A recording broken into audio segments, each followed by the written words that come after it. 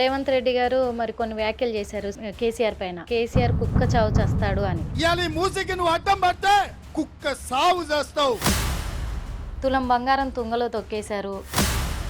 రైతు బీమాకు రామ్ రామ్ అన్నారు. రైతు బంధుకేమో జై భీమ్ అన్నారు. 2500 ప్రతి మహిళకు అన్నారు, అది లేదు. ఇవన్నీ కూడా పక్కన పెట్టేసి ఈ మూసి ప్రక్షాళన కొత్తగా ఇది ప్రవేశపెట్టడం ఏంటి? మీరు అప్పు చేసి పప్పు కూడదని మీరు ప్రశ్నిస్తే ఎట్లా? సిగ్గు శరం మానం ఉంటే ఎవడన్నా మాట్లాడు. తెలంగాణ రాష్ట్రం కేసీఆర్ ఉరేసుకొని చావాలా? నీకు చాతనైతే దమ్ముంటే నువ్వు మొగోడివైతే మరి ఆ అధికారులను శిక్షించే అంత ఇది నీకుందా, దమ్ముందా? హైడ్రా అయినా మూసి అయినా ఖచ్చితంగా. ఫార్మా వల్ల ఇప్పుడు కలెక్టర్ వెళ్తే అక్కడ కలెక్టర్ని కొట్టడం జరిగింది. రంగనాథ్ గారేమో హైడ్రాన్ తీసుకొచ్చేసి తను బలయ్యారు అని. గవర్నమెంట్ అధికారులను వీళ్ళు బలి చేస్తున్నారు, వాడుకుంటున్నారు కాంగ్రెస్ ప్రభుత్వం అని అంటున్నారు. మీలాగా అధికారులు అడ్డం పెట్టుకొని దోపిడీ చేయలేము మేము తెలంగాణలో ప్రజారంజక పాలన అందించి ప్రజలను పిచ్చోళ్ళని చేసి సీఎం రేవంత్ రెడ్డి గారు కుర్చీలో కూర్చోబెట్టడానికి ఎంతైతే ఖర్చు పెట్టారో దాన్ని రికవరీ చేసుకోవడానికి ఒక్కొక్కటి చేసుకుంటూ పోతున్నారు అని. పే గెస్ట్లను తీసుకొచ్చి పే ఆర్టిస్టులను తీసుకొచ్చి డ్రామా. ఈ సనాతన ధర్మం కావచ్చు, హిందూ ధర్మాన్ని కావచ్చు కాపాడే ప్రయత్నంలో కాంగ్రెస్ ప్రభుత్వం విఫలమైపోయింది. బి అంటే బ్రదర్, ఆర్ అంటే రావు గారు, కేసీఆర్ గారు, ఎస్ అంటే సన్ను అంటే ముగ్గురేనా? ఇక బీఆర్ఎస్ పార్టీలో వేరే వాళ్ళు లేరా? Welcome to hit TV. నేను మీ నిర్మల.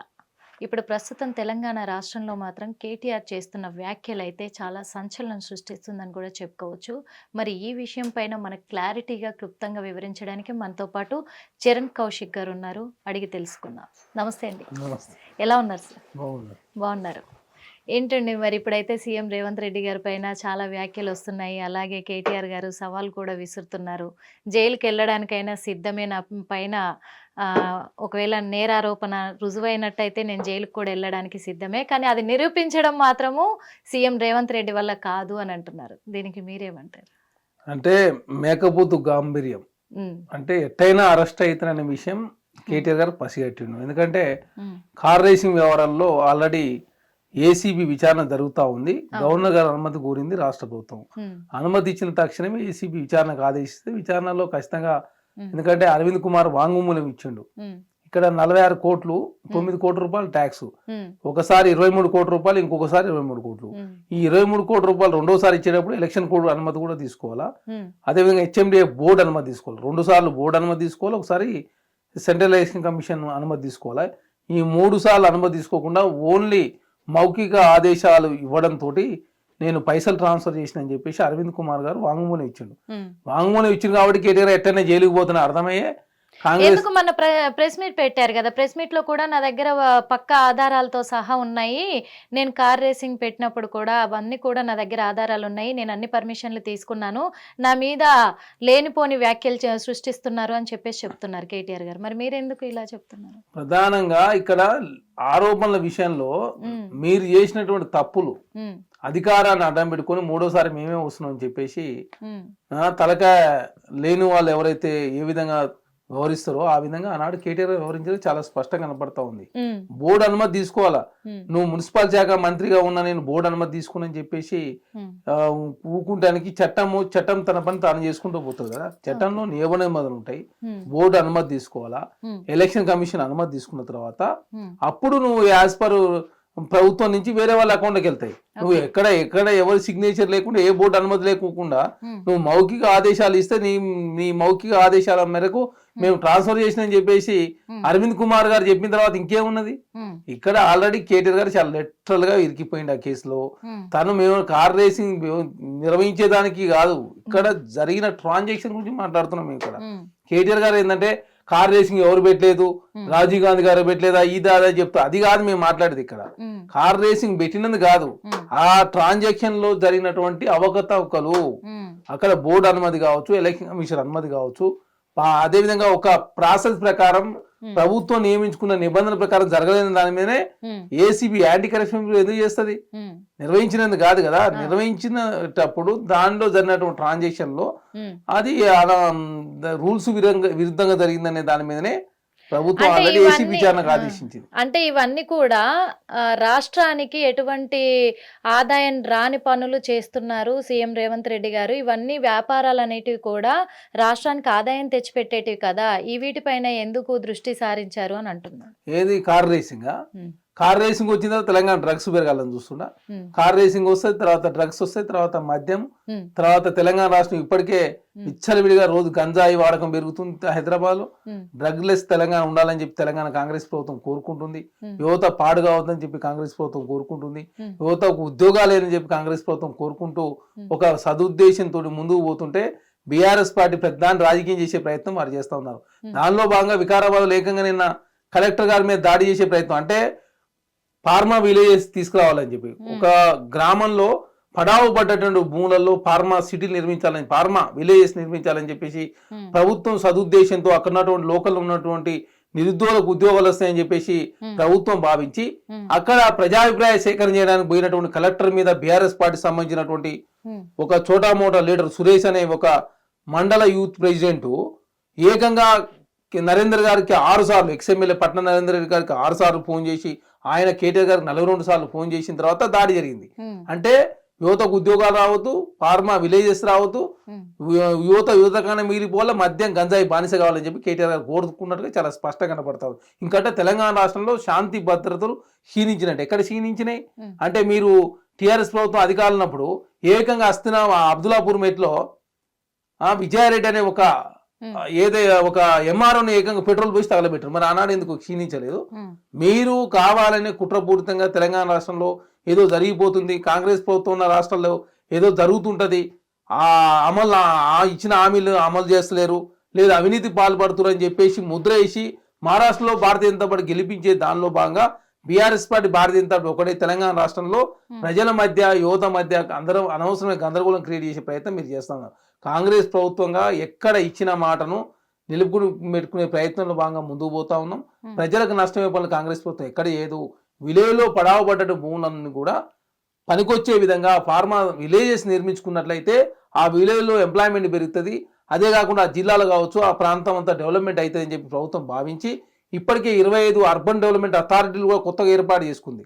అర్బన్ పట్టణాలు ఏర్పాటు చేసుకున్నప్పుడు ప్రధానంగా ప్లానింగ్ కావచ్చు, వాటర్ కావచ్చు, రోడ్స్ కావచ్చు ఒక ప్రాపర్ వేలో వస్తాయి. ఆ ప్రాంతం డెవలప్మెంట్ చేయాలని చెప్పి ప్రభుత్వం ముందుకు పోతుంటే అనవసరంగా ప్రతిదీ రాతాంతం చేసే ప్రయత్నం బీఆర్ఎస్ పార్టీ చేస్తుంది తప్ప తను చేసేటువంటి మాటలు కావచ్చు, తన ప్రవర్తించిన విధానం కావచ్చు, పసలేని ఆరోపణలు కాంగ్రెస్ ప్రభుత్వం చేస్తూ తెలంగాణ రాష్ట్రంలో ఏదో జరిగిపోతుంది, రేవంత్ రెడ్డి గారి ప్రభుత్వం ఏదో చేస్తుందని చెప్పే ప్రయత్నం వాళ్ళు చేస్తూ ఉన్నారు. 30 యూట్యూబ్ ఛానల్ క్రియేట్ చేసుకున్నారు బీఆర్ఎస్ పార్టీ.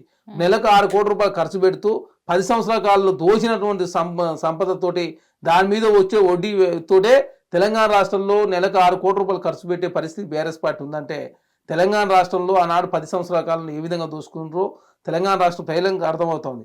కాంగ్రెస్ పార్టీ అధికారంలో కూడా తెలంగాణ రాష్ట్రంలో కాంగ్రెస్ పార్టీకి ఒక యూట్యూబ్ ఛానల్ లేదు, మాకు ఒక టీవీ కూడా లేదు. మీరు అంటున్నారు యూట్యూబ్ ఛానల్ లేదు, టీవీ లేదని. మరి ఇప్పుడు బీఆర్ఎస్ పార్టీ వాళ్ళు 30 యూట్యూబ్ ఛానళ్ళను పెట్టుకుంటే శాటిలైట్ ఛానల్ అన్ని మరి కాంగ్రెస్ ప్రభుత్వమే పెట్టుకున్నారు అనే కాల్ చేస్తున్నారు. మరి ఎక్కడుంది? మీకు టీవీ న్యూస్ ఉంది, మీకు నమస్తే తెలంగాణ ఉంది, మీకు సిగ్నల్ టీవీ ఉంది, మీకు మిర్రర్ టీవీ ఉంది. 30 ఛానల్. దుబాయ్ లో కూడా ఏకంగా యూట్యూబ్ ఛానల్ ఏర్పాటు చేసుకుని ప్రతి ఛానల్ నెలకి 20 లక్షల రూపాయలు, అంటే నెలకు 6 కోట్ల రూపాయలు ఓన్లీ యూట్యూబ్ కే ఖర్చు పెట్టే పరిస్థితిలో బీఆర్ఎస్ పార్టీ ఉందంటే ఢిల్లీలో మీకు ఒక కార్యాలయం, మీకు బీఆర్ఎస్ పార్టీ అకౌంట్ లో వైట్ అమౌంట్ 1100 కోట్ల రూపాయలు ఉంది. మా గాంధీ భవన్ కనీసం నెల వస్తా జీతాలు ఇస్తానికే పైసలు ఉండవు అకౌంట్ లో. జీతాలు ఇస్తానికి అకౌంట్ లో పైసలు ఉన్నాయని మీరు అంటారు. ఇందాక అన్నారు కదా మీరే, శాంతి భద్రతలు క్షీణించిపోయినాయి అని అంటున్నారు అని చెప్పేసి. మరి గత ప్రభుత్వం ఉన్నప్పుడు ఈ ఆత్మహత్యలు కానీ అలాగే అత్యాచారాలు కానీ గంజాయి కానీ ఇవన్నీ బయటికి రాలేదు. గంజాయి ఇప్పుడు చాలా మంది బయటకు వస్తున్నారు, చాలా మంది అలవాటు పడుతున్నారు. మరి కాంగ్రెస్ ప్రభుత్వం వచ్చినాకే ఇవన్నీ జరుగుతున్నాయని బీజేపీ బీఆర్ఎస్ అంటున్నారు. మేము వెలికి తీస్తున్నాం కాబట్టి బయటకు వస్తున్నాయి. మీరు అన్నాడు ఎక్కడ వెలికి తీసిరు? మొత్తం పబ్లకు ఇష్టం వచ్చినట్టు పర్మిషన్లు ఇచ్చారు, ఇష్టం వచ్చినట్టు తాగండి అన్నారు, ఇష్టం వచ్చినట్టు ఎగరండి అన్నారు, ఇష్టం వచ్చినట్టు డ్రగ్స్ తీసుకున్నారు. కాబట్టి తెలంగాణ రాష్ట్రం ఒక కేసు పెట్టలేదు. ఇక్కడ నార్కోటిక్స్ డిపార్ట్మెంట్ ఏర్పాటు చేసి దానికి ప్రత్యేక పోలీస్ విభాగాన్ని ఏర్పాటు చేసి డ్రగ్స్ ఎక్కడి నుంచి వస్తున్నాయి దాని మూలాలని వెతికి తీసే ప్రయత్నంలో భాగంగా చాలా మంది దొరుకుతున్నప్పుడు కేసులు అవుతున్నాయి. దానిలో భాగంగా ప్రజలకు తెలుస్తుంది.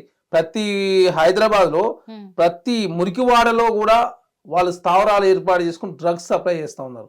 మూసి వెంబడి కూడా అదే డ్రగ్స్ మొత్తం గంజాయి డ్రగ్స్ అంతా కూడా అక్కడి నుంచి హైదరాబాద్ డంప్ అవుతా ఉంది. కాబట్టి ఇవన్నీ పసిగట్టే ప్రయత్నంలో నార్కోటిక్ డిపార్ట్మెంట్ వాళ్ళు ప్రత్యేక పోలీసు విభాగాన్ని ఏర్పాటు చేసుకొని ఎప్పటికప్పుడు ప్రజల్లో అవేర్నెస్ తీసుకొచ్చే కార్యక్రమం కావచ్చు, డ్రగ్ ఎవరైతే తీసుకున్నారో వాళ్ళకు అవేర్నెస్ కల్పించరు, డ్రగిస్టులకు మారినటువంటి వాళ్ళకు సంబంధించినటువంటి డాక్టర్లు కావచ్చు, దానికి స్పెషలిస్టులతో ఎప్పటికప్పుడు అంటే తెలంగాణ రాష్ట్ర అవేర్నెస్ తీసుకొచ్చే ప్రయత్నం స్కూళ్ళలో కావచ్చు, కాలేజీలో సపరేట్గా ఒక వ్యవస్థను ఏర్పాటు చేసి ఆ దిశగా పోకుండా యువతనంతా కూడా చదువు సైడు అదేవిధంగా ఎంప్లాయ్మెంట్ సైడ్ తీసుకుపోయి వచ్చే ప్రయత్నంలో కాంగ్రెస్ ప్రభుత్వం ముందుకు పోతుంది తప్ప గత ప్రభుత్వం లాగా ఎక్కడ నిర్లక్ష్యంగా యువతను కానీ డ్రగ్స్ కానీ అదే కాకుండా గంజాయి కానీ తెలంగాణ రాష్ట్రంలో పెంపొందించే దానిలో కాంగ్రెస్ ప్రభుత్వం ముందుకు పోతలేదు.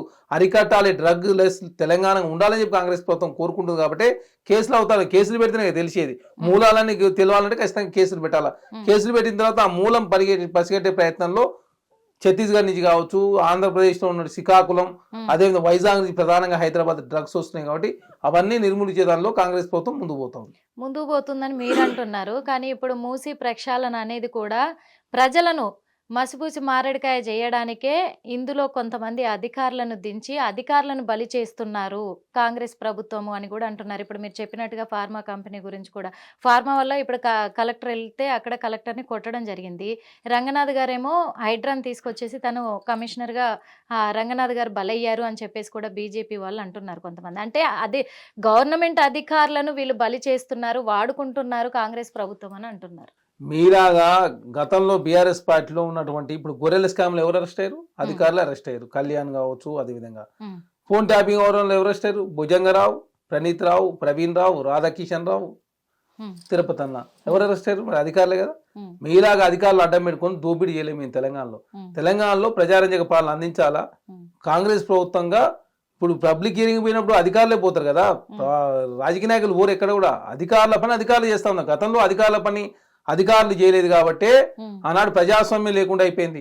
మరి ఎంఆర్ఓ విజయారెడ్డిని చంపినప్పుడు ఎడిపోయింది. మరి ఆనాడు ఎంఆర్ఓ విజయారెడ్డి గారిని ఏకంగా ఎంఆర్ఓ ఆఫీసులో పెట్రోల్ పోసి తగలబెట్టిన సందర్భం తెలంగాణ రాష్ట్రం కాదు, యావత్ భారతదేశం ఉలికిపడదు ఆనాడు బీఆర్ఎస్ పార్టీ నాయకులు ఎందుకు ఇప్పుడు మాట్లాడిన అప్పుడు మాట్లాడలేదు. ఇక్కడ కావాలని బీఆర్ఎస్ పార్టీ తెలంగాణ రాష్ట్రంలో కొడంగల్ నియోజకవర్గంలో రేవంత్ రెడ్డి గారి జిల్లాలో చేసినాము, అక్కడ ప్రజలు వ్యతిరేకం గురించి చెప్పే ప్రయత్నంలో వాళ్ళు రకరకాల డ్రామాలు క్రియేట్ చేసే ప్రయత్నం చేస్తా ఉన్నారు. ఖచ్చితంగా వెనక ఎవరున్నా కూడా వదిలిపెట్టే ప్రసక్తే లేదని చెప్పేసి ప్రభుత్వం ఆల్రెడీ ఒక నిర్ణయానికి వచ్చి 28 మంది అరెస్ట్ చేసిరు. కేటీఆర్ గారు పట్నం నరేంద్ర రెడ్డి ఎందుకు మాట్లాడుకున్నారు? పట్నం నరేంద్ర రెడ్డి గారికి మరి సురేష్ అనే ఒక బీఆర్ఎస్ పార్టీ యూత్ మండలాధ్యక్షుడు ఎందుకు 6 సార్లు ఫోన్ చేయాల్సి వచ్చింది? తనే కలెక్టర్ మీద పక్కదారి పట్టించి అక్కడ వేరే ప్రాంతాన్ని తీసుకుపోవడంతో ప్రధానంగా దాడి జరిగిన కనపడతా ఉంది. కాబట్టి ఖచ్చితంగా పోలీసు వారు ఈ రోజు సాయంత్రం వరకు పూర్తి స్థాయి రిపోర్టు వస్తుంది. అదే కాకుండా ఆల్రెడీ శ్రీధర్ బాబు గారు ఎస్పీ గారు కావచ్చు, కలెక్టర్ గారిని పిలిపి ఆల్రెడీ రివ్యూ కూడా జిల్లా ఇన్ఛార్జ్ మధ్య రివ్యూ నిర్వహిస్తూ ఉన్నారు. ఖచ్చితంగా వాస్తవ విషయాలను కూడా ప్రజల ముందు పెడతాం. ఇప్పుడు మరి అధికారులే ఉన్నారు ఇందులో నిందితులు కాబట్టి అధికారులే అరెస్ట్ అవుతున్నారని మీరు అన్నారు. మరి హైడ్రా విషయానికి వస్తే ఇవన్నీ పర్మిషన్లు ఇచ్చింది కూడా అధికారులే కదా. ఇప్పుడు గవర్నమెంట్ జాబ్లో ఉన్న ఇప్పుడు మున్సిపాలిటీకి సంబంధించి కూడా జిహెచ్ఎంసీకి సంబంధించి కూడా వాళ్ళకు కరెంట్ కనెక్షన్ ఇచ్చే దగ్గర నుంచి మొదలు పెడితే నీళ్ళ కనెక్షన్ వరకు కూడా ప్రతి అధికారి సంతకం పెడితేనే వాళ్ళకు ఇచ్చారు పర్మిషన్ కట్టుకోమని కొనుక్కోమని కూడా. మరి ఆ అధికారులను శిక్షించకుండా పేద ప్రజల ఇండ్లు ఎలా కూలుస్తారు అంటున్నారు. ఇప్పుడు కరెంటు కనెక్షన్ కు వాటర్ కనెక్షన్ కు ఇల్లు ఉంటేనే ఇవ్వాలని రూల్ లేదు. ఇల్లు లేకుండా ఖాళీ ప్లేస్ ఉన్నా కూడా మీకు వాటర్ కనెక్షన్ కరెంట్ కనెక్షన్ ఇస్తారు. ఎందుకు? అక్కడ వ్యవసాయం చేస్తున్నట్టు నీకు వాటర్ కావాలా, అదేవిధంగా కరెంట్ కావాలా. ఆ ఉద్దేశంతో ఇచ్చిన ఇవన్నీ ఇల్లీగల్ గా బీఆర్ఎస్ పార్టీ అధికారులకు వచ్చిన తర్వాత ప్రధానంగా హైదరాబాద్ లో దాదాపు 40% చెరువులని కూడా అన్యాక్రాంతం అయిపోయినాయి. చాలా చెరువులు 70%, 90% కూడా అన్యాక్రాంతమైనాయి. ఒక మంచి కార్యక్రమం చేస్తున్నప్పుడు ప్రజలంతా సహకరించాలా, ప్రతిపక్ష పార్టీలు సహకరించాలా. ఇక్కడ హైడ్రా మంచిగా చెరువులని సుందరీకరణ అయి నిజంగానే హైదరాబాద్ లో అనుకున్న లక్ష్యాలు నెరవేరితే బీఆర్ఎస్ పార్టీ ఎవరు ఆదరించరు. మూసి విషయంలో మూసి నిజంగానే ప్రక్షాళన చేసినట్లయితే మూసి ద్వారా హైదరాబాద్ పెద్ద ఎత్తున గణనీయంగా టూరిజం పెరుగుతుంది, ఎక్కువ టూరిజం పెరుగుతుంది. హైదరాబాద్ రూపురేఖనే మారిపోతాయి, అంతర్జాతీయ టూరిస్టులు వస్తారు. కాబట్టి కాంగ్రెస్ పార్టీకి తప్ప బీఆర్ఎస్ పార్టీ భారతీయ ఓటేరు. కాబట్టి దీని ప్రాథమిక దశలనే అడ్డుకొని ఇది జరగకుండా చూడాలని ఒక దురుద్దేశమే తప్ప కాంగ్రెస్ పార్టీ మంచి నిర్ణయమే తీస్తుందని చెప్పేసి వారికి కూడా తెలుసు. కాకపోతే బయటకు ఒక విధంగా వారి రాజకీయ స్వలాభాల కోసం మాత్రమే హైడ్రాను మూసిని అడ్డుకునే ప్రయత్నం, ఫార్మా విలేజెస్ ని అడ్డుకునే ప్రయత్నం, జియో నెంబర్ 29 అడ్డుకునే ప్రయత్నం, తెలంగాణ రాష్ట్రం నిరుద్యోగులకు ఉద్యోగాలు ఇవ్వద్దని అడ్డుకునే ప్రయత్నం, రుణమాఫీ చేసినా కూడా ఇంకా ఏదో కొరీలు పెట్టే ప్రయత్నం, ఒడ్లు కొనుగోలు చేస్తుంది రాష్ట్ర ప్రభుత్వం అయినా దానిలో ఏదో తప్పులు వెతికే ప్రయత్నం, అన్ని కూడా బీఆర్ఎస్ పార్టీ ఏంటంటే ఒక మంచి విషయాన్ని మంచి అనకుండా పెద్దానికి చెడు ఆపాదించే ప్రయత్నం, తెలంగాణ రాష్ట్రంలో కాంగ్రెస్ ప్రభుత్వం బురదలే ప్రయత్నం, యూట్యూబ్ ఛానల్ కావచ్చు, పేపర్లు కావచ్చు, పత్రికలు కావచ్చు, అదేవిధంగా వాళ్ళు చేసిన తప్పులన్నీ కూడా బయటకు వస్తున్నప్పుడు దీన్ని బూజుగా చూపిస్తూ తెలంగాణ రాష్ట్రంలో స్పేస్ క్యాప్చర్ చేసే ప్రయత్నం, ఎందుకంటే మీడియా స్పేస్ వాళ్ళు తీసుకునే ప్రయత్నం వారు చేస్తూ ఉన్నారు. ఖచ్చితంగా ఫోన్ ట్యాపింగ్ కావచ్చు, అదేవిధంగా గొర్రెల స్కామ్ కావచ్చు, ధరణి కావచ్చు, యాదాద్రి భద్రాద్రి కావచ్చు, అదేవిధంగా కాళేశ్వరం కావచ్చు, అదేవిధంగా కార్ రేసింగ్లు కావచ్చు, ఖచ్చితంగా బీఆర్ఎస్ పార్టీ సంబంధించిన చాలా మంది శాసనసభ్యులు అదేవిధంగా మంత్రులు చాలా మంది కూడా అరెస్ట్ కాబోతా ఉన్నారు. ఈ రోజు ఇంకా 3 మందికి ఎమ్మెల్యేలు కూడా ఆల్రెడీ ఎక్స్ఎమ్మెల్యేలు నోటీసులు ఇచ్చారు. చాలా మంది అరెస్ట్ అవుతారు కాబట్టే కేటీఆర్ గారు ఢిల్లీ పోయి డ్రామాలు ఆడే ప్రయత్నం, కాంగ్రెస్ ప్రభుత్వం ఏదో అవినీతి చేసిందని చెప్తా ఉన్నా. ఏది అమృత్ టెండర్లో 8,588 కోట్ల రూపాయలకు సంబంధించి అమృత్ టెండర్లో కాంగ్రెస్ ప్రభుత్వం అవినీతి పాల్పడ్డది. ఆయన కేటీఆర్ గారు ఏమంటాడు, సుధిని సుజన్ రెడ్డి అట రేవంత్ రెడ్డి గారు సొంత బామ్మారదట. సుధిని సుజన్ రెడ్డి అనే వ్యక్తి పాలేరు శాసనసభ్యులు కందాల ఉపేంద్ర రెడ్డి గారికి స్వయాన అల్లుడు, అలా కూతురు నేను ఇచ్చిండు. మీ పార్టీ సంబంధించి శాసనసభ్యుడికి ఆయన అల్లుడు, ఆయన తీసుకొచ్చి ఏకంగా రేవంత్ రెడ్డి గారు సొంత బామ్మారది అని చెప్పే ప్రయత్నం ఏమన్నా అర్థం ఉందా? సొంత బామ్మారది కాదు, జైపాల్ రెడ్డి గారు తమ్ముడు, చిన్న తమ్ముడు మనోహర్ రెడ్డి గారు కొడుకు ఆయన సుజన్ రెడ్డి. బామ్మారది అయితే కదా, సొంత బామ్మారది అయితే కాదు కదా. అంటే ప్రతిదాన్ని రాద్దాం అంటే సొంత బామ్మారది అంటే మీలాగా టిఆర్ఎస్ ప్రభుత్వంలో వాళ్ళ కుటుంబానికి ముగ్గురు ఉన్నారు రేవంత్ రెడ్డికి సొంత బామ్మర్ది జయప్రకాష్ రెడ్డి, గీతారెడ్డి గారు, అంతే ఇద్దరే. మిగతా వాళ్ళంతా జైపాల్ రెడ్డి గారు, జైపాల్ రెడ్డి తర్వాత పద్మారెడ్డి గారు, పద్మారెడ్డి తర్వాత మనోహర్ రెడ్డి గారు, మనోహర్ రెడ్డికి సంబంధించిన వ్యక్తి సుజన్ రెడ్డి. ఇక్కడ ఏంటంటే ప్రజలను సొంత బామ్మర్దే తప్పు చేసినట్టు, సొంత బామ్మర్దికే కాంట్రాక్ట్ ఇచ్చినట్టు రేవంత్ రెడ్డి అని చెప్పేసి ప్రజలను తప్పుదో పట్టించే ప్రయత్నమే మీ పార్టీ శాసనసభ్యులు ఉపేంద్ర రెడ్డి గారి సొంత అల్లుడు. ఆయనే నా కూతుర్ని ఇచ్చినని చెప్పి ఆయన ఒప్పుకున్న తర్వాత ఎందుకు అబద్ధాలు ప్రచారం చేసేది అంటే ప్రజలకు తొందర పోతుంది. కాంగ్రెస్ ప్రభుత్వం మీద బట్ట కాల్చి మీదేసే ప్రయత్నం బీఆర్ఎస్ పార్టీ చేస్తా ఉంది. యాజ్ పర్ టెండర్లో, యాజ్ పర్ నామ్స్ ప్రకారం మాత్రం ఆ టెండర్ దక్కించుకుంది. ఏమంటే 2 కోట్ల రూపాయలు లాభం వచ్చి లాభం చూస్తారు ఎవరైనా? బుద్ధి జ్ఞానం ఉండాలి. కేటీఆర్ గారు ఐటీ మినిస్టర్ అట, విదేశాలు చదువుకుని వచ్చిందని చెప్తాడు. టర్న్ ఓవర్ చూస్తారు, టర్న్ ఓవర్ లాభాలు రావచ్చు, నష్టం. పెద్ద లాభమే వస్తుందా?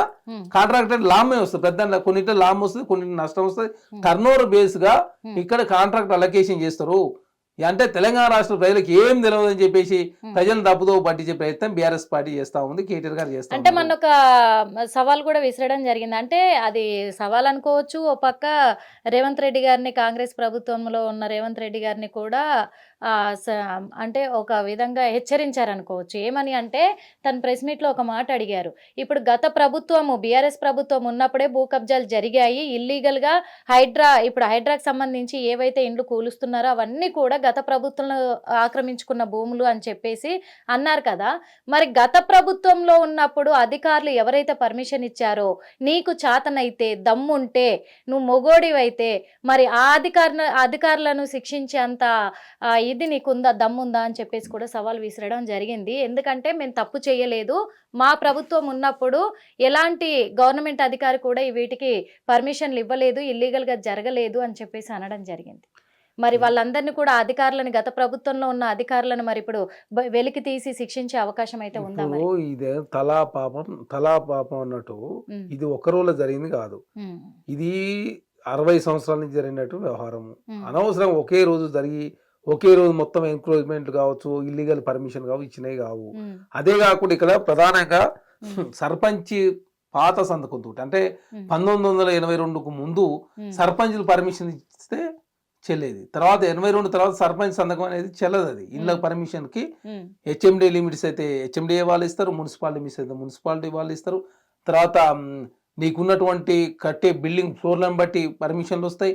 రకరకాల నామ్స్ ఉన్నాయి. ఇక్కడ ఏదో కాగితాలు తీసుకొచ్చి నాకు ఎలక్ట్రిసిటీ ఉంది, వాటర్ ఉందంటే కుదరదు. ఖచ్చితంగా తెలంగాణ రాష్ట్రంలో మీకు ఏదైనా రిజిస్ట్రేషన్ ఉన్నప్పుడు, ఏదైనా గవర్నమెంట్ తీసుకునేటప్పుడు కొంత అక్విజిషన్ యాక్ట్ ప్రకారం 2013 ప్రకారం కంపెన్సేషన్ కూడా ఇస్తా ఉన్నారు. కాకపోతే ఒక మంచి యజ్ఞం చేస్తున్నప్పుడు ఆ యజ్ఞాన్ని సహకరిస్తే రాష్ట్రం ముందుకు పోతుంది, ప్రజలకు ఉపాధి మార్గాలు పెరుగుతాయి.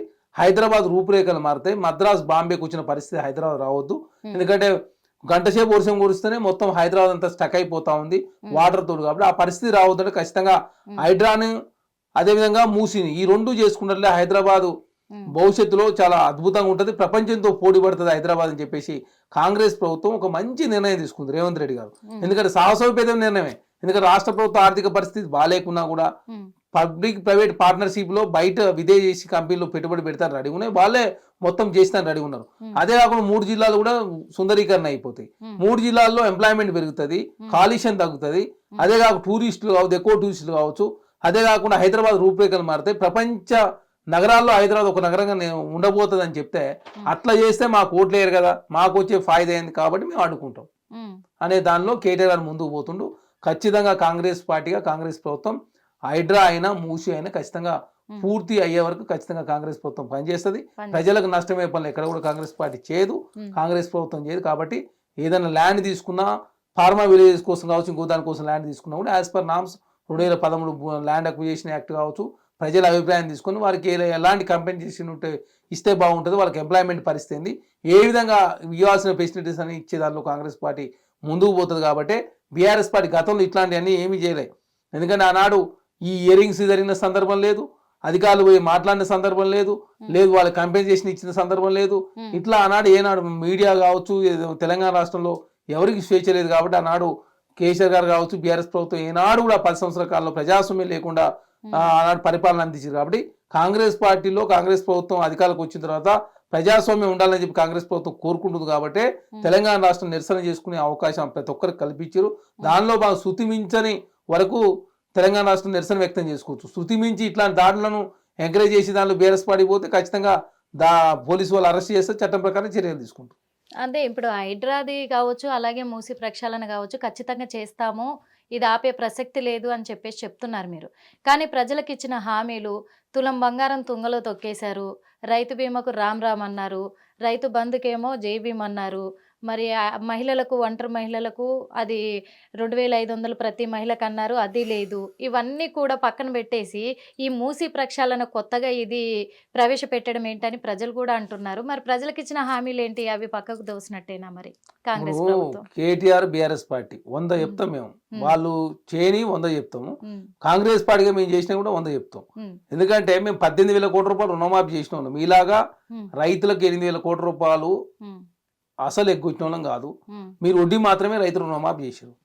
మీరు 30,000 ఉద్యోగాలు ఇస్తే మేము 10 నెలల్లో 50,000 ఉద్యోగాలు ఇచ్చినాం. మీరు 10 సంవత్సరాల్లో 13 పేపర్లు లీక్ అయినాయి. మా ఆయనలో ఒక పేపర్ కూడా లీక్ కాలే. మేము టెట్ నిర్వహించినాం, డిఎస్సి నిర్వహించినాం. గ్రూప్ 1 మీరు పెట్టలే, మేము పెట్టినాం. గ్రూప్ 2 పెట్టినాం. గ్రూప్ 3, గ్రూప్ 4 నెల చివరిలో జరగబోతా ఉంది. అదే కాకుండా 500 రూపాయలకి గ్యాస్ సిలిండర్ ఇస్తా ఉంది రాష్ట్ర ప్రభుత్వం. 200 యూనిట్ల వరకు ఉచిత కరెంట్ ఇస్తా ఉన్నారు. ఇప్పటివరకు 1,50,00,000 మంది మహిళలు ఉచిత బస్సు ప్రయాణం చేశారు తెలంగాణ రాష్ట్రంలో. అదే కాకుండా మహిళా సంఘాలకు 2 లక్షల రుణాలు ఇస్తా ఉన్నారు. అందులో 1,20,000 మాఫీ చేస్తా ఉన్నారు. అదే కాకుండా స్కిల్ యూనివర్సిటీ ఏర్పాడైంది తెలంగాణ రాష్ట్రంలో. అదే కాకుండా స్పోర్ట్స్ యూనివర్సిటీ వచ్చింది. ఇంటిగ్రేటెడ్ క్యాంపస్ ప్రతి మండలానికి ఒక 100 కోట్ల రూపాయలతో ఏర్పాటు చేస్తా ఉన్నారు. మొన్ననే పోలీసు వాళ్ళ కోసం ఒక స్కూల్ని ఏర్పాటు చేశారు. తెలంగాణ రాష్ట్ర బీసీలు అందరూ కూడా నియమించారు. అదే కాకుండా మల్లన్న సాగర్ నుంచి డైవర్షన్ స్కీమ్ ద్వారా హైదరాబాద్ 15 టీఎంసీలు హిమాయత్ సాగర్ గండిపేటకు వాటర్ తీసుకొచ్చి హైదరాబాద్కు వాటర్ సంబంధించిన సమస్య పరిష్కరించే ప్రయత్నం. మూసీలో ఇంకొక 5 టీఎంసీల వాటర్ కలిపి మూసీని పునర్వింప చేసే కార్యక్రమం జరుగుతూ ఉంది. ఇట్లా చెప్పుకుంటూ పోతే కాంగ్రెస్ పార్టీ 3,500 ఇళ్ళు ఈ నెల చివరి నుంచి పథకం ప్రారంభమవుతా ఉంది. ఇందిరా ఇల్లు ఇవ్వబోతా ఉన్నది. మేము రైతులు అరే కట్టించు కదా, పైసలు ఇస్తాం కదా, వాళ్ళు కట్టుకుంటారు, మేము కట్టించు కదా. మేము వచ్చే ఎన్ని రోజులు అవుతుంది? లే 10 సంవత్సరాలు నువ్వు ఉన్నావా, మేము 10 నెలలు అయింది. నువ్వు మాట్లాడితే ఎట్లా? మాకు ఇంకా టైం లేదా? మాకు టైం ఉంది కదా, మేము ఏం చెప్పినాం అన్ని చేస్తాను రెడీగా ఉన్నాం. నీవు 10 సంవత్సరాలు ఏం చేయకుండా 7 లక్షల డబుల్ బెడ్రూమ్లు ఇస్తానని చెప్పేసి 1,00,000 ఇచ్చారు. 14 లక్షల పోడు పంచుతానని చెప్పి పంచలేదు. యాదవులకు 2వ విడత గొర్రెలు ఇవ్వలేదు. విద్యార్థులకు 5,000 కోట్లు రియంబర్స్మెంట్ ఇవ్వలేదు. మహిళా సంఘాల 4,000 కోట్ల రూపాయలు రుణమాఫీ చేస్తాను చేయలేదు. అదే కాకుండా దళితులకు 3 ఎకరాలు ఇస్తాను ఇవ్వలేదు. దళిత ముఖ్యమంత్రి చేస్తాను చేయలేదు. ఉప ముఖ్యమంత్రి కారణాలు కూడా తొలగించారు. దళిత బంధు 10 లక్షల రూపాయలు ఇవ్వలేదు. 2 లక్షల ఉద్యోగాలు ఇస్తానని చెప్పేసి 30,000 ఉద్యోగాలు మాత్రం ఇచ్చారు. మీ 100 చెప్తానికి మొత్తం తెలంగాణ లూటీ చేసి, తెలంగాణ అప్లపాలు చేసి, ఆగం చేసి ప్రతి గంటకు 8 కోట్ల రూపాయలు అప్పు కోటి చెల్లిస్తా ఉన్నాం. రోజుకు 193 కోట్ల రూపాయలు, నెలకు 6,700 కోట్ల రూపాయలు, ఇప్పటి వరకు 70,000 కోట్ల రూపాయలు అప్పు కూడి చెల్లించింది రాష్ట్ర ప్రభుత్వం. మీరు అప్పు చేసి పప్పు కూడిని మీరు ప్రశ్నిస్తే ఎట్లా? సిగ్గు శరం మానం ఉంటే ఎవడన్నా మాట్లాడు. తెలంగాణ రాష్ట్రం కేసీఆర్ ఉరేసుకొని చావాలా. తెలంగాణ ఎవడన్నా ఉద్యమ నాయకుడు తెలంగాణ మొత్తం లూటీ చేసి ఇంకేదో తెలంగాణ మేము ఉద్ధరిస్తాం, ఏం ఉద్ధరిస్తావా? ఆల్రెడీ తెలంగాణ 6,71,000 కోట్ల రూపాయలు అప్పు చేసి తెలంగాణ ఏం బాగు చేసిన వాళ్ళు? తెలంగాణ ఆగం చేసిన వాళ్ళు మీరు, తెలంగాణ అప్పులపాలు చేసిన వాళ్ళు, తెలంగాణ ప్రజాస్వామ్యం లేకుండా చేసిన వాళ్ళు, ఉద్యోగులకు మీరు ప్రమోషన్ ఇచ్చినా? మేము 19,000 ఉద్యోగ టీచర్లకు ప్రమోషన్ ఇచ్చినాం. మీరు ఏమన్నా ఉద్యోగులకు ఏమైనా డిఏ ఇచ్చినా? మేము డిఏ ఇచ్చినాం. ఉద్యోగ సంఘాలతో మాట్లాడారు మా ముఖ్యమంత్రి మాట్లాడాడు. ఆనాడు ప్రజాభవన్ కానీ ఫామ్ హౌస్ ఎవరికైనా ప్రవేశం ఉందా? లేదు కదా. తెలంగాణ రాష్ట్ర కాంగ్రెస్ ప్రభుత్వం ముఖ్యమంత్రి రోజు కలుస్తలే. నిన్న ఖైరతాబాద్ ఆర్టీఓ ఆఫీస్కి వచ్చిన ముఖ్యమంత్రి గారు ఎల్బీ స్టేడియం పోయిండు. క్రిస్టియన్ల వాళ్ళకి సంబంధించిన దానికోసం ముస్లింలకు సంబంధించిన ఎడ్యుకేషన్ ఇన్స్టిట్యూషన్ నిన్న సమావేశం పెడితే దాని పోయిండు గులాం నబీ ఆజాద్ గారు సంబంధించి. తెలంగాణ రాష్ట్రంలో కాంగ్రెస్ ప్రభుత్వము ప్రజారంజక పాలన అందిస్తూ మంచి పనులు చేస్తుంటే చూసి ఓరలేక 10 సంవత్సరాల కాలం నెత్తి తలకు ఏమంటారు ఆనాడు ఏ విధంగా ప్రజలను మొత్తం హింసించి మోసం చేసి అంటున్నారు. కరెక్టే. ఇప్పుడు 10 సంవత్సరాలు బీఆర్ఎస్ పార్టీని ప్రజలు ఎంచుకున్నారు బాగా చేస్తారని చెప్పేసి. మరి వాళ్ళు సగం సగమే చేస్తున్నారు, ప్రజలకు న్యాయం చేస్తలేరు. కాబట్టి మార్పు కావాలని కాంగ్రెస్ ప్రభుత్వాన్ని ఎంచుకున్నాము. ఇప్పుడు అసలే లేదురా అంటే పెసరపప్పు అన్నట్టుగా అసలు మొత్తానికి మొత్తము అసలైతే ఇప్పుడు రేవంత్ రెడ్డి గారు ఏం చేయట్లేదు, ఉన్నది కూడా ఊడగొట్టేస్తున్నాడు, మాకు నిలువ నీడ లేకుండా చేస్తున్నాడని ప్రజలే అంటున్నారు. ఎక్కడ కాంగ్రెస్ వచ్చిన తర్వాత ఎక్కడ మీ నిలువ నీడ లేకుండా చేసినాం? క్యాన్సర్ 4th స్టేజ్ ఉన్నప్పుడు కాళ్ళు చేతులు తీసేసే పరిస్థితి వచ్చింది. 4th స్టేజ్ ఉన్న దాన్ని రికవర్ చేసే ప్రయత్నం కాంగ్రెస్ ప్రభుత్వం చేస్తుంటే 4వ స్టేజ్ 1వ స్టేజ్ రావాలంటే వస్తుందా? బీఆర్ఎస్ పార్టీకి తొందర ఉన్నది. తెలంగాణ రాష్ట్రంలో ఎవరికి ప్రజలకు తొందర లేదు. మేము వడ్లకు సంబంధించి 500 రూపాయలు బోనస్ ఇస్తా ఉన్నాం. గతంలో 45 రోజుల పైసలు ఇస్తే మేము 3 రోజుల పైసలు ఇస్తా ఉన్నాం. గతంలో తరుగు తీసుకునే వాళ్ళు 7 నుంచి 10 కిలోలు తరుగు అనే ప్రసక్తే లేదు. తెలంగాణ రాష్ట్రంలో కాంగ్రెస్ ప్రభుత్వం వచ్చిన రైతులకు మళ్ళీ ఒక 20,000 కోట్ల రూపాయలు రుణాలు ఇచ్చారు. అదే కాకుండా తెలంగాణ రాష్ట్రంలో 1వ తారీఖు నాటి జీతాలు ఇస్తుంది రాష్ట్ర ప్రభుత్వం. మేము ఒక్కోటి 1 by 1 చేసుకుంటూ ముందుకు పోతా ఉన్నాం. కాకపోతే రాష్ట్ర ఆర్థిక పరిస్థితి మొత్తం దివాలా తీపిచ్చారు కాబట్టి అవన్నీ రెక్టిఫై చేసుకునే ప్రయత్నంలో కాంగ్రెస్ ప్రభుత్వం ముందుకు పోతా ఉంది. మీలాగా అప్పు చేసి మేము పప్పు కూడా తినలే, మీలాగా ఉద్యోగాలు ఇవ్వకుండా లేం, మీలాగా ప్రజాస్వామ్యం లేకుండా ఇందిరా పార్క్ దగ్గర ధర్నా చౌక్ ఆనాడు ఎత్తేసిన సందర్భం మేము ఇందిరా పార్క్ దగ్గర ధర్నా చౌక్ ప్రారంభించినాం.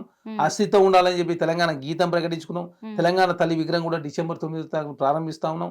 అదే అందశ్రీ గీతాన్ని తెలంగాణ గీతంగా అంటే ఇవన్నీ కూడా ఇప్పుడు కాదు, ఇవన్నీ కూడా ఒక్కొక్కటి చేసుకుంటా వెళ్తున్నాము కాంగ్రెస్ ప్రభుత్వం అని చెప్పేసి మీరు అంటున్నారు. కానీ కొంతమంది ప్రజలు అంటున్నారు, కొంతమంది ప్రతిపక్ష నాయకులు ఏమంటున్నారంటే ఒక్కొక్కటి చేసుకుంటా పోతున్నారు. ఎందుకు చేసుకుంటా పోతున్నారంటే ప్రజలను పిచ్చోళ్ళని చేసి సీఎం రేవంత్ రెడ్డి గారు కుర్చీలో కూర్చోబెట్టడానికి ఎంతైతే ఖర్చు పెట్టారో దాన్ని రికవరీ చేసుకోవడానికి ఒక్కొక్కటి చేసుకుంటూ పోతున్నారు అంటున్నారు. ఇప్పుడు సంక్షేమానికి 50,000 ఖర్చు, 50,000 కోట్లు ఖర్చు పెట్టింది రాష్ట్ర ప్రభుత్వం. 50,000 కోట్లు. ఆర్టీసీకి 3,000 కోట్ల రూపాయలు ఇచ్చింది రాష్ట్ర ప్రభుత్వం. ఆర్టీసీకి ఇచ్చినటువంటి పైసలు ఎలా కమిషన్లు వస్తాయి అంటే మీకు ప్రతి దాంట్లో కమిషన్ ఎవరు వద్దన్నారు? బయటికి పోయి తెలుస్తుంది, అందరు తెలుస్తుంది. 1,50,00,000 మంది మహిళలు వచ్చినాయి బస్సులలో ఉచిత ప్రయాణం చేసిరా? చెప్పు తీసుకొని కొడతారు. తిరగబడి కొడతారు. పే గెస్ట్లను తీసుకొచ్చి పే ఆర్టిస్టులను తీసుకొచ్చి డ్రామాలు క్రియేట్ చేస్తే అది అంతా బయటపడిపోయింది. ఎక్కడ కూడా తెలంగాణ రాష్ట్రంలో మహిళలకు అన్ని రకాల్లో ముందుకు తీసుకుపోయే ప్రయత్నంలో భాగంగా వాళ్ళకు ఇచ్చే రుణాలు ఇస్తూ వాళ్ళకు ఇచ్చేటువంటి ఇప్పుడు 2 లక్షల రుణం ఇస్తూ 1,20,000 మాఫీ చేస్తా ఉన్నారు. అదే కాకుండా స్కూళ్లలో యూనిఫామ్లు కావచ్చు ప్రతిది కూడా అక్కడ లాస్ట్ సరుకులు సప్లై చేసి కూడా మహిళా సంఘాలకు అప్పచెప్పింది రాష్ట్ర ప్రభుత్వం.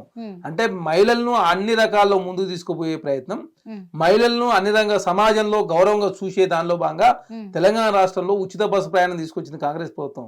ఏదో ఒట్టి వేగ్గా తీసుకొచ్చి ఏదో ఒట్టిన రాజకీయ స్టంట్ లో భాగంగా ఉచిత బస్సు ప్రయాణం పెట్టలే. వాళ్ళని అన్ని రకాల ముందుకు తీసుకుపోయాలా, వాళ్ళ గౌరవాన్ని పెంపొందించే దానిలో భాగంగా కాంగ్రెస్ ప్రభుత్వం ముందుకు పోతుంది తప్ప ఏదో బీఆర్ఎస్ పార్టీ లాగా కళ్ళుబోలు మాటలు చెప్పి తెలంగాణ రాష్ట్ర ఓట్లు వేయించుకుంటా పట్టించుకోకుండా ఫామ్ హౌస్ లో రెస్ట్ తీసుకొని ముఖ్యమంత్రి గారు ఏనాడు సెక్రటరీ రాకుండా అసెంబ్లీ సమావేశాలు జరగకుండా మీడియా మీద ఆంక్షలు తెలంగాణ రాష్ట్రంలో లేవు. ఖచ్చితంగా మీరు ఇన్ని చెప్పినా కూడా తెలంగాణ రాష్ట్రంలో కాంగ్రెస్ ప్రభుత్వం వచ్చి 10 నెలలు అవుతా ఉంది.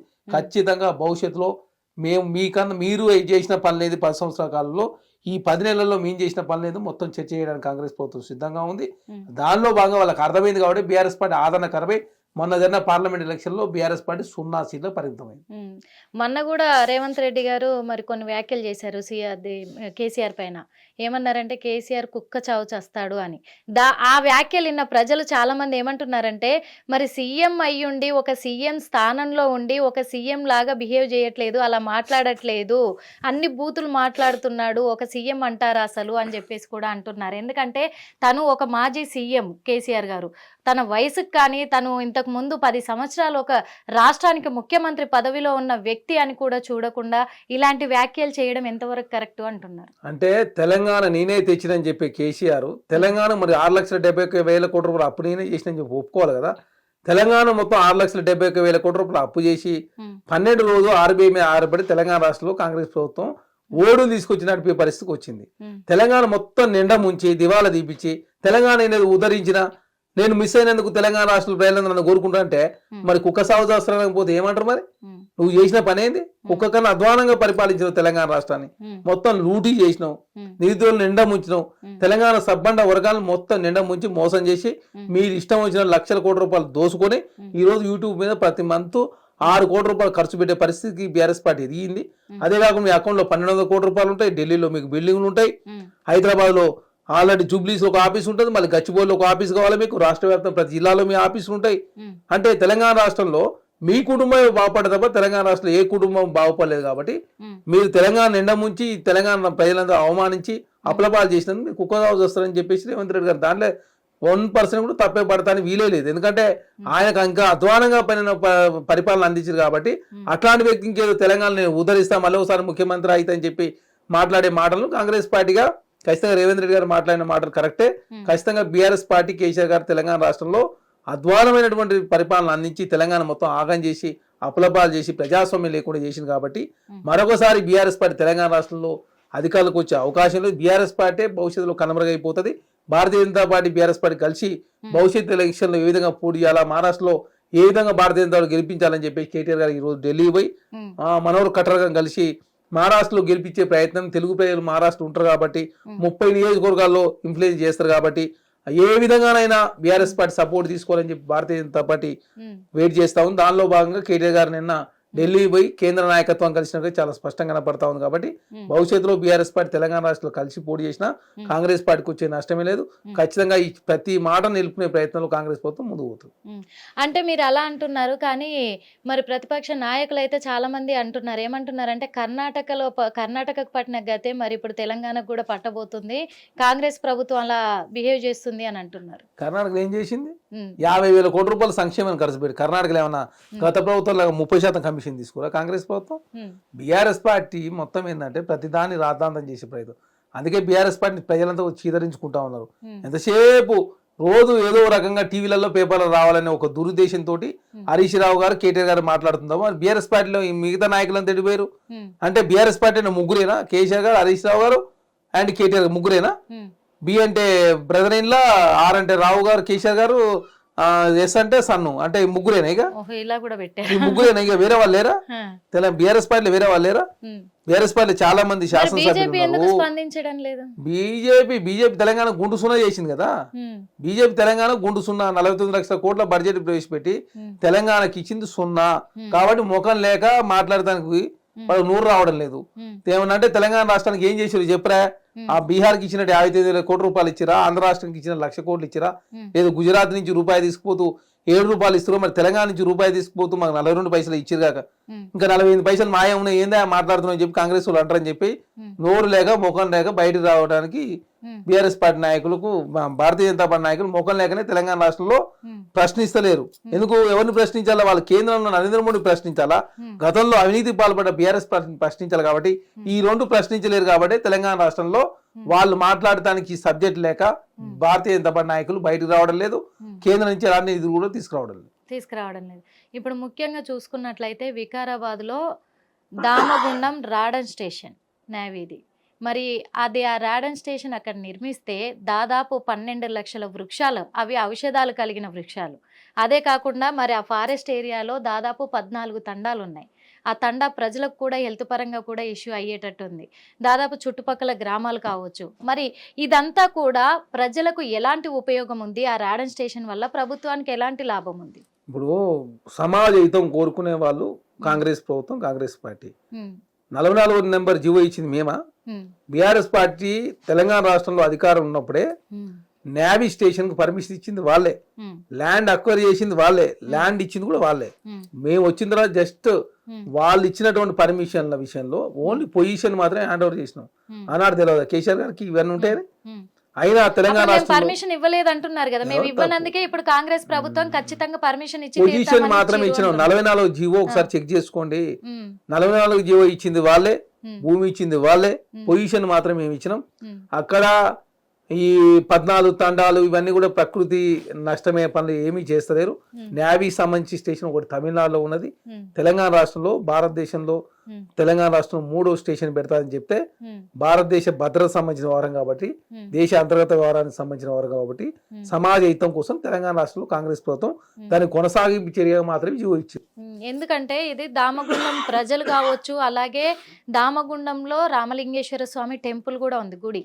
ఆ ఆలయ ధర్మకర్త కూడా అక్కడ ఉన్నారు, స్వామీజీ. వాళ్ళు కూడా చెప్పడం జరిగింది, లేదు కాంగ్రెస్ ప్రభుత్వమే ఇదంతా చేస్తుంది. ఆ టెంపుల్ కి నేవీకి 15 కిలోమీటర్ దూరం ఉన్నది. ఓలేమో మూసి అంటారు, ఓలేమో రామలింగేశ్వర స్వామి టెంపుల్ నష్టమైంది అంటారు, ఓలేమో కలుషితమైంది అంటారు, ఓలేమో మొక్కలు తీస్తే ఇవన్నీ ఏమీ లేవు. అక్కడ నేవీకి సంబంధించిన స్టేషన్ లో ఆ అధికారులు కూడా అక్కడనే ఉంటున్నారు. మరి అంత కలుషితం అయితే వాళ్ళు ఎందుకుంటారు అక్కడ? అంతా ఏంటంటే ప్రజల్ని తప్పుదోవ పట్టించే ప్రయత్నం బీఆర్ఎస్ పార్టీ చేసుడే తప్ప, వాళ్ళు ఉన్నప్పుడే అనుమతించరు, వాళ్ళు ఉన్నప్పుడే ల్యాండ్ ఇచ్చారు, వాళ్ళు ఉన్నప్పుడే అన్ని పర్మిషన్ ఇచ్చారు. కాంగ్రెస్ ప్రభుత్వం వచ్చిన తర్వాత జస్ట్ ఆ ల్యాండ్ సంబంధించిన పొజిషన్ మాత్రమే హ్యాండ్ ఓవర్ చేసినాం మేము. అదే కాకుండా దేశ భద్రత సంబంధించిన వ్యవహారం కాబట్టి తమిళనాడులో అట్లాంటి పరిస్థితి రాలేదు, ఇక్కడ కూడా రాదు. అదే కాకుండా వాళ్ళు అక్కడ స్కూల్ కావచ్చు, ఇన్ఫ్రాస్ట్రక్చర్ డెవలప్మెంట్ చేస్తారు కాబట్టి ఆ ప్రాంతం అంతా డెవలప్మెంట్ అవుతుందని చెప్పేసి మా పరిగి శాసనసభ్యులు టి రామ్మోహన్ రెడ్డి గారు చాలా సార్లు రీసెర్చ్ చేసి అక్కడ ఉన్నటువంటి ప్రజల అభిప్రాయం కావచ్చు, తమిళనాడు పోయి అక్కడ స్టడీ చేసిన తర్వాత మాత్రమే కాంగ్రెస్ పార్టీగా పొజిషన్ హ్యాండ్ ఓవర్ చేసింది తప్ప మేమేదో వేగ్గా చేసింది కాదు. మేము కథా కర్మ క్రియ మేము కాదు, ఓన్లీ నామమాత్రంగా లాస్ట్ పొజిషన్ హ్యాండ్ ఓవర్ చేసింది కాంగ్రెస్ ప్రభుత్వం వచ్చిన తర్వాత మాత్రం. అప్పుడు మాత్రమే చేసింది. అన్ని పక్కన పెడితే ఇప్పుడు వాస్తవంగా చెప్పాలంటే మొన్న ముత్యాలమ్మ టెంపుల్ తోటి క్లోజ్ అయిపోతుంది, అక్కడ విధ్వంసాలతోటి క్లోజ్ అయిపోతుంది. ఇప్పుడైనా ప్రభుత్వం చర్యలు తీసుకుంటుంది ముందు జాగ్రత్తగా, ఇంకెక్కడ కూడా గుళ్ళల్లో, ఆలయాలలో విధ్వంసాలు జరగవు అని చెప్పేసి ప్రజలు నమ్ముతున్న ఆ సమయంలో మళ్ళీ ఎందుకు ఇలా జరుగుతుంది, ఏం జరుగుతుంది? ఇప్పుడు మొన్న చూసుకున్నట్లయితే మొన్ననే 2 గుళ్ళల్లో ఈయనే మనకు ఇక్కడ శంషాబాద్లో జరిగింది. అమ్మవారి వస్త్రాలతో సహా తీసి పడేయడము, కండ్లు బీకేయడము, త్రిశూలాలు తీసుకెళ్లడం, అంటే త్రిశూలం మొత్తానికే ధ్వంసం చేశారు అక్కడ. ఇప్పుడు ప్రజలు నమ్ముతున్న ఈ టైంలోనే మళ్ళీ ఇలాంటి విధ్వంసాలు ఎందుకు రేకెత్తుతున్నాయి? అసలు ప్రభుత్వం ఎందుకు చర్యలు తీసుకోవట్లేదు?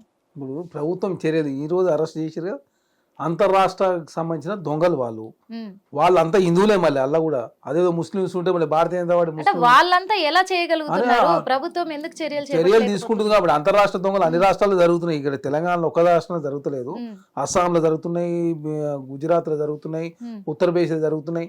భారతీయ జనతా పార్టీ రాష్ట్రాల్లో కూడా హిందూ దేవాలయాలమే ప్రధానంగా దాడులు జరుగుతాయి. హిందూ దేవాలయాల్లో బంగారం ఉంటది కాబట్టి, హిందూ దేవాలయాలు కుండి ఉంటది కాబట్టి, హిందూ దేవాలయాలకు పోతేనే అంతరాష్ట్ర దొంగలకు పైసలు వస్తాయి కాబట్టి దానిలో చిన్న చిన్న టెంపుల్ని వాళ్ళు టార్గెట్ గా చేసుకొని అక్కడ దోపిడీ పాలు పడతా ఉన్నారు. దానిలో భాగంగా నిన్న అరెస్ట్ చేశారు. ఈ రోజు పేపర్లో కూడా వచ్చింది. తర్వాత అవుతుంది కదా ఇవన్నీ ఎట్లుంటాయి ఇవన్నీ, ఎందుకంటే ఆల్రెడీ 2-3 సార్లు జరిగినప్పుడు ప్రభుత్వం ఎందుకు అలర్ట్ అవ్వట్లేదు ముందుగా అని చెప్పేసి కూడా ఇవన్నీ తెలిసినప్పుడు, ఇప్పుడు బంగారం ఉంటుంది కాబట్టి, ఉండీలు ఉంటాయి కాబట్టి వీళ్ళు దొంగతనాలకు పాల్పడతారని తెలిసినప్పుడు ముందు జాగ్రత్తగా ఎందుకు వ్యవహరించట్లేదు? ఎన్ని టెంపుల్ ఉన్నాయి తెలంగాణలో? బోలెడని టెంపుల్ ఉంటాయి. టెంపుల్ చాలా రకాల టెంపుల్ ఉంటాయి. ప్రతి ఇప్పుడు 3.5 కోట్ల కేవలం అమ్మవారి టెంపుల్లలో మాత్రమే ఇలాంటివి జరుగుతాయి. అమ్మవారి టెంపుల్లలో బంగారం ఉంటది కాబట్టి ఇదే కదా వాళ్ళు చెప్పిరు వాంగ్మూల్యంలో. అమ్మవారి టెంపుల్లలో మీదనే మీరు ఎందుకు వస్తున్నారంటే బంగారం ఉంటది, అమ్మవారి టెంపుల్లో కుండి ఉంటది, ఇది సీజన్ కాబట్టి ఈ సీజన్ లో ఉంటాయి కాబట్టి వస్తున్నారని చెప్పేసి అంతరాష్ట్ర మూట వాళ్ళు చెప్తా ఉన్నారు. ప్రధానంగా ఏంటంటే ఇట్లాంటి సంఘటనలు జరిగినప్పుడు సమిష్టిగా పార్టీలకు అతీతంగా, మతాలకు అతీతంగా అందరూ కూడా కలిసికట్టుగా ఇట్లాంటి సమస్యలను పరిష్కరించుకోవాలి. ఎందుకంటే ఇది ఒకరి నుంచి ఒకరికి, ఒక ప్రాంతం నుంచి ఇంకో ప్రాంతం స్ప్రెడ్ అయ్యే అవకాశం ఉంటుంది కాబట్టి, దీన్ని రాజకీయం చేసే అవకాశం ఉంటుంది కాబట్టి ఇట్లాంటి సంఘటనలు జరిగినప్పుడు ఖచ్చితంగా శాంతియుత మార్గంలో ఇట్లాంటి జరగకుండా ఏం చేస్తే బాగుంటుందని చెప్పి చర్చించుకుంటూ బాగుంటుంది తప్ప భారతీయ జనతా పార్టీ దీన్ని బూచే చూపించి రాజకీయం చేసే ప్రయత్నం వారు చేస్తున్నారు. బీఆర్ఎస్ పార్టీ ఏకంగా శాంతి భద్రత అగాధం ఇక అయిపోయింది తెలంగాణ రాష్ట్ర శాంతి భద్రత క్షీణించిందని చెప్పి వాళ్ళు ఒకటి. అంటే అనవసరంగా ప్రజల మధ్య భావోద్వేగం రెచ్చగొట్టే ప్రయత్నం చేయడంతో తెలంగాణ రాష్ట్రంలో ఒక సంఘటన తర్వాత ఇంకో సంఘటన జరిగే అవకాశం కాబట్టి ప్రభుత్వ పరంగా ఆల్రెడీ జరిగినటువంటి ఇష్యూలు కావచ్చు, ఎక్కడ ఈ సికింద్రాబాద్లో కావచ్చు, అదేవిధంగా నాంపల్లిలో ఎగ్జిబిషన్ గ్రౌండ్లో జరిగిన ఇష్యూలో ఆల్రెడీ బాధ్యులను ఆల్రెడీ అరెస్ట్ చేసిరు, ఆల్రెడీ వాళ్ళు జైలు ఉన్నారు. నిన్న శంషాబాద్ సంబంధించినటువంటి అంతర్రాష్ట్రాలకు సంబంధించిన దొంగలకు సంబంధించి వాళ్ళకి సంబంధించి ఎక్కడి నుంచి వచ్చారు, వాళ్ళు అసలు తెలంగాణ రాష్ట్రం అంటే బతికిన వాళ్ళు ఇక్కడ ఎవరు, ప్రజలు ఇవన్నీ కూడా కూడా ఎందుకంటే ప్రభుత్వం మీద నమ్మకం లేకుండా ఎలా పోతుంది అంటే ఆలయాల మీద దాడి జరుగుతుంటాయంటే మన హిందూ సాంప్రదాయం తెలంగాణలో ఎక్కువగా పట్టించుకుంటారు. అదే కాకుండా ఈ సనాతన ధర్మం కావచ్చు, హిందూ ధర్మాన్ని కావచ్చు కాపాడే ప్రయత్నంలో కాంగ్రెస్ ప్రభుత్వం విఫలమైపోయింది. ఎందుకంటే ఇప్పుడు ఒక్కసారి కాదు, 2 సార్లు కాదు, ఇన్నిసార్లు జరుగుతున్నా కానీ వాళ్ళు మతిస్థిమితం లేని వాళ్ళని చెప్పడమో లేకపోతే అంతర్రాష్ట్రీయ దొంగలని చెప్పడమో ఇలా కప్పిపుచ్చుతున్నారు. అందుకే మాకు నమ్మకం పోతుంది అంటున్నారు. ఇప్పుడు సికింద్రాబాద్ సంబంధించి షరీఫ్ అనే ఒక వ్యక్తి అక్కడ అరెస్ట్ చేశారు. అక్కడ మతిస్థిమితం లేని ఆయన ఆ రోజు అదే చెప్పారు. నాంపల్లి ఎగ్జిబిషన్ గ్రౌండ్ లో మతిస్థిమితం లేని వ్యక్తి, ఇక్కడ ముస్లిం క్యాండిడేట్. నిన్న శంషాబాద్ జరిగినది మొత్తం అంతర్రాష్ట్రానికి సంబంధించిన హిందువులే వాళ్ళంతా. ఇక్కడ వాళ్ళకి ఈ ప్రాంతం ఆ ప్రాంతం లేదు. అక్కడ వాళ్ళు అస్సాంలో చేస్తూ ఉన్నారు, ఉత్తరప్రదేశ్ చేస్తూ ఉన్నారు, గుజరాత్లో చేస్తూ ఉన్నారు. భారతీయ జనతా పార్టీ అధికార రాష్ట్రాల్లో కూడా ఇంతకన్నా 5 రెట్లు దాడులు జరుగుతుంది. మరి దానికి సమాధానం ఎవరు చెప్పాలా? ఇవంతా ఏంటంటే దొంగ అనే వ్యక్తికి వాని బతుకు తెరువో మన ఇంకోటో తెలియని పరిస్థితి. వానికి అందిన వరకు దోసుకునే ప్రయత్నం వారు చేస్తూ ఉన్నారు. కాబట్టి దానిలో భాగంగా ప్రభుత్వం ఎప్పటికప్పుడు అప్రమత్తం అవుతూ ఖచ్చితంగా చర్యలు తీసుకునే దానిలో తన మన అనే భేదం లేకుండా ముందుకు పోతా ఉన్నారు. అనవసరంగా ఇట్లాంటి సంఘటన జరిగినప్పుడు దాన్ని రాజకీయం చేస్తే అది ఒక ప్రాంతం నుంచి ఇంకో ప్రాంతానికి విస్తరించే అవకాశం ఉంది. కాబట్టి అనవసరంగా మత కళ్ళకు దావు తీసే అవకాశం ఉంటుంది. కాబట్టి ప్రజల సెంటిమెంట్ విషయంలో అందరూ గౌరవించాల్సిందే. ఖచ్చితంగా వాళ్ళ సెంటిమెంట్ గౌరవిస్తూ ఇట్లాంటి సంఘటనలు జరగకుండా చూసుకునే ప్రయత్నంలో పోలీసు వాళ్ళు ఎప్పటికప్పుడు అప్రమత్తంగా ముందుకు పోతూ ఉన్నారు. కాకపోతే సంఘటనలు జరుగుతూ ఉన్నాయి. ఖచ్చితంగా దాని నాడిని వెతికే ప్రయత్నం కూడా పోలీసు వాళ్ళు చేస్తూ ఉన్నారు. ఇట్లాంటి సంఘటనలు భవిష్యత్తులో జరగకుండా అంతరాష్ట్రీయ వ్యవహారం కావచ్చు, అదేవిధంగా కొంత తాగుడు మైకంలో కూడా చాలా ఇట్లాంటి సంఘటనలు జరుగుతూ ఉన్నాయి. డ్రగ్స్ కావచ్చు, గంజాయికి అడిక్ట్ అయిన వాళ్ళు పైసల కోసం ఏకంగా గుళ్ళ మీద కూడా దాడులు చేసే పరిస్థితి వచ్చింది. కాబట్టి దానిలో భాగంగా నార్కోటిక్ డిపార్ట్మెంట్ వాళ్ళు డ్రగ్స్ కంట్రోల్ చేసే కార్యక్రమం కావచ్చు, అనునిత్యం నిఘా వ్యవస్థను ఏర్పాటు చేసుకొని సీసీ క్యామ్స్ ఇవన్నీ కూడా పోలీసు వాళ్ళ పర్యవేక్షణలు జరుగుతూ ఉన్నాయి. కాబట్టి భవిష్యత్తులో జరగకుండా చూసుకునే దానిలో కాంగ్రెస్ ప్రభుత్వం ముందుకు పోతాం. అంటే చివరిగా ఒకటి అడుగుతున్నాను మిమ్మల్ని. బండి సంజయ్ గారు కావచ్చు, అలాగే హరీష్ రావు గారు కావచ్చు, కేటీఆర్ గారు కావచ్చు కొన్ని వ్యాఖ్యలు చేశారు. ఏమన్నారంటే కాంగ్రెస్ ప్రభుత్వము అన్ని విషయాల్లో కూడా విఫలమైపోయి కూడా ప్రజల్లో అపనమ్మకాన్ని ఏర్పరచుకుంటుంది, బలోపేతం చేసుకుంటుంది. అపనమ్మకం అనేది సీఎం రేవంత్ రెడ్డి గారు సీఎం కుర్చీలో కూర్చోవడము ఇంకా కొద్ది కాలమే, 6 మాసాలు మాత్రమే, ఆ తర్వాత సీఎంగా తను ఉండడు ఆ కుర్చీలో అని చెప్పేసి కూడా అంటున్నారు. ఇది ఎంతవరకు నిజం? ఇప్పుడు ఎన్డీఏ జీలితే నరేంద్ర మోడీ ప్రధానమంత్రి కూడా ఉండడు. ఇక ఎన్డీఏ కూడా ఉండే పరిస్థితి లేదు. ఎందుకంటే ఎన్డీఏను ఈనాడు ప్రధానంగా బీహార్ సంబంధించి జేడీయూ, ఆంధ్ర రాష్ట్రానికి సంబంధించి టీడీపీ, ఈ 2 మద్దతు ఇవ్వకపోతే దేశంలో ప్రధానమంత్రి నరేంద్ర మోడీ గారు ఉండరు. నరేంద్ర మోడీ గారు మరి ఏంది దేశానికి ఏం చేస్తున్నాడు? మరి నరేంద్ర మోడీ మొత్తం దేశాన్ని ఉద్ధరిస్తున్నాడు, దేశాన్ని అభివృద్ధిలో ముందు తీసుకుపోతున్నాడు, లేకపోతే నిరుద్యోగాన్ని పెంపొందిస్తున్నాడు నరేంద్ర మోడీ గారు. మీరు ఎంతసేపు సెంటిమెంట్ రెచ్చగొట్టి దేశంలో హిందూ ముస్లిం సెంటిమెంట్ తీసుకొచ్చి రామమందిరం పేరు మీద ఓట్లు ఇప్పించుకునే ప్రయత్నం భారతీయ జనతా పార్టీ 3 సార్లు చేసింది. 4వ సార్లు ఈ పప్పు ఉడుకోవని చెప్పేసి ఆల్రెడీ మననే 3వ అప్పుడే అర్థమైపోయింది. కాంగ్రెస్ పార్టీగా ప్రజలకు అభివృద్ధి నినాదంతో ముందుకు పోతా ఉన్నాం. సమగ్ర కుటుంబ సర్వే చేసి ఎవరు వెనకబడ్డలందరూ ముందుకు తీసుకుపోయే ప్రయత్నం జరుగుతూ ఉంది. కాబట్టి చెప్పినందుకే 63 స్థానాలు భారతీయ జనతా పార్టీ కూలిపోయింది. తెలంగాణ రాష్ట్రంలో కాంగ్రెస్ ప్రభుత్వం మాకు 66 స్థానాలు ఉన్నాయి. తెలంగాణ రాష్ట్రంలో కాంగ్రెస్ పార్టీగా ప్రజలకు ఇచ్చిన హామీ నెరవేర్చే దానిలో ముందుకు పోతా ఉన్నాం. అవినీతి తావు లేకుండా ప్రజల సెంటిమెంట్ గౌరవించే కార్యక్రమం, సనాతన ధర్మం, హిందూ ధర్మం రక్షించే కార్యక్రమం, అన్ని మతాలు మంచిగా ఉండాలా, సర్వతోముఖాలతో ముందుకు పోవాలని చెప్పి కాంగ్రెస్ ప్రభుత్వం కోరుకుంది. కాబట్టి నిన్ననే జరిగిన ముస్లింలు దానికి పోయిండు, మా ముఖ్యమంత్రి గారు క్రిస్టియన్ దానికి పోయారు, అంతకుముందు వినాయక చవితి ఉత్సవాలకు పార్టిసిపేట్ చేసిండు. సర్వ మతాలు సుభిక్షంగా ఉండాలని చెప్పి కాంగ్రెస్ ప్రభుత్వం కోరుకుంటుంది. కాబట్టి BRS party, Bharatiya Janata party ఎంతసేపు సెంటిమెంట్ రెచ్చగొట్టే ప్రయత్నం, ప్రజల యొక్క సెంటిమెంట్ తోటి రాజకీయంగా లబ్ధి జరగాలని చెప్పేసి భారతీయ జనతా పార్టీ గ్రహిస్తూ ఉంది. ఖచ్చితంగా వాళ్ళ ఆటలు తెలంగాణ రాష్ట్రంలో నడవు. ఖచ్చితంగా అభివృద్ధి నినాదంతో కాంగ్రెస్ ప్రభుత్వం ముందుకు పోతుంది. చూసారు కదా, మరి ఇప్పుడైతే మన తెలంగాణ రాష్ట్రంలో బీఆర్ఎస్ అండ్ కాంగ్రెసే పోటాపోటీగా కూడా హోరాహోరీ జరుగుతున్నాయి. మరి ఇవన్నీ అంటే బీజేపీ ఏమో కొంచెం సైలెంట్ అయిపోయింది, బీఆర్ఎస్ కాంగ్రెస్ మాత్రము దూకుడు పెంచుతూనే ఉన్నాయి. మరి ఈ అన్ని అల్లకల్లోలాలు మరి ప్రజల మీద ఎఫెక్ట్ పడబోతున్నాయా, ఎంతవరకు వెళ్ళబోతున్నాయి అనేది కూడా మనం వేచి చూడాల్సి ఉంది. మరో ఇంట్రోలో మళ్ళీ కలుద్దాం. హిట్ టీవీ యాప్ ని డౌన్లోడ్ చేసుకోండి. ఇందులో short news, live news, entertainment, movies అన్ని అవైలబుల్ గా ఉన్నాయి. Please download Hit TV app. Hit TV app. Hit TV యాప్ని ఫ్రీగా డౌన్లోడ్ చేసుకోండి.